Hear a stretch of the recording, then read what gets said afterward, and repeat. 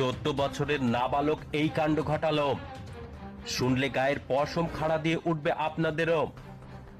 অবিশ্বাস্যকর ঘটনা ঘটে গেল বসিরহাটের হাসনাবাদে।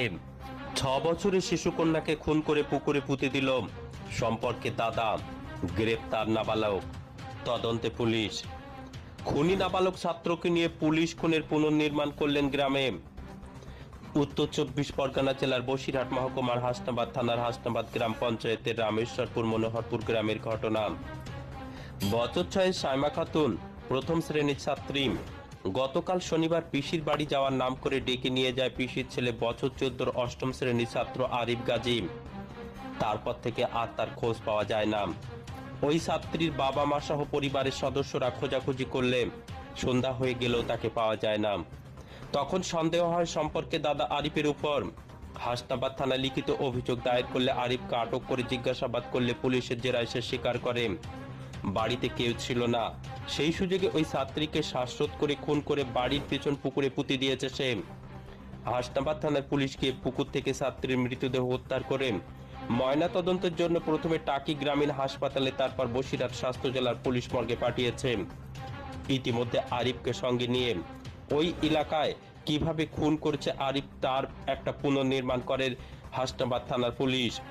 এর পেছনে কি কারণ আছে? আত্মীয়ের দুই পরিবারের মধ্যে দীর্ঘদিনের ঝামেলা, গন্ডগোল, জমি বিবাদ, না অন্য কিছু লুকিয়ে রয়েছে? খুনের মোটিভ খোঁজারও চেষ্টা করছে পুলিশ। ইতিমধ্যে বছর 14 ছাত্র আরিফ গাজীকে গ্রেপ্তার করেছে হাসনাবাদ থানার পুলিশ। এখন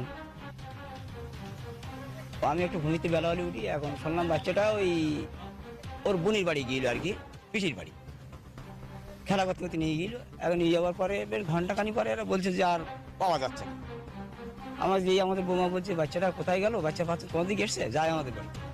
আমার না তো, এইবার খোঁজ করতে করতে করতে মানে গেছে একটা মাঠের মাঝখানে, যেই একটা মাঠের সাইডে একটা পুকুর আছে। হ্যাঁ হ্যাঁ, এই পাড়া ও পাড়া। এখন এইবার মোটামুটি পুকুর আছে সেখানে।